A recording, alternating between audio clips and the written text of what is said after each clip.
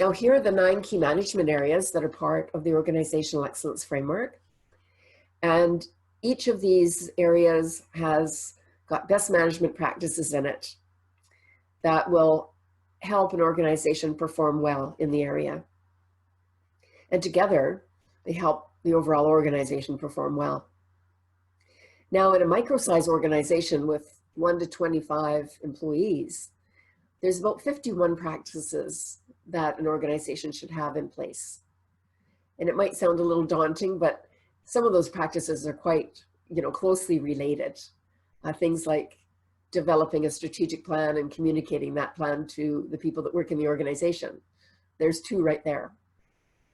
And larger size organizations have got 102 practices across all of these key management areas.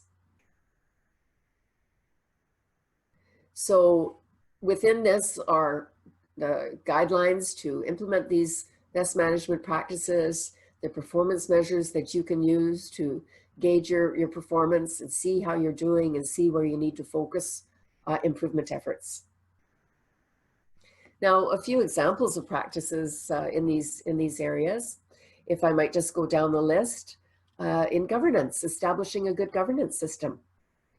In leadership, as I said before, developing a strategic plan and communicating it to stakeholders.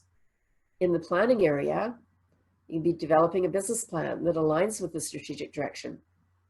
Customers, making it easy for customers to do business and provide feedback to the organization. Employees is a good example of a practice there is gathering suggestions and ideas from employees about how better to do the work in the organization.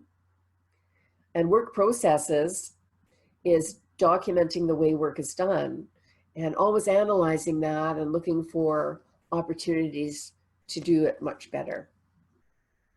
Suppliers and partners could be selecting those suppliers and partners by criteria, and then working to develop win-win relationships with them through agreements. In the resource management area, this is where we take a look at all the resources that we need to accomplish what we plan to do, the goals and objectives that we've set.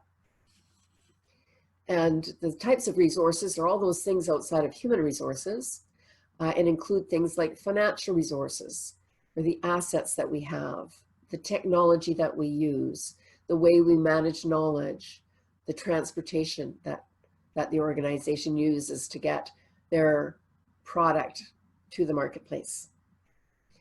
And last but not least, continuous improvement and performance measurement.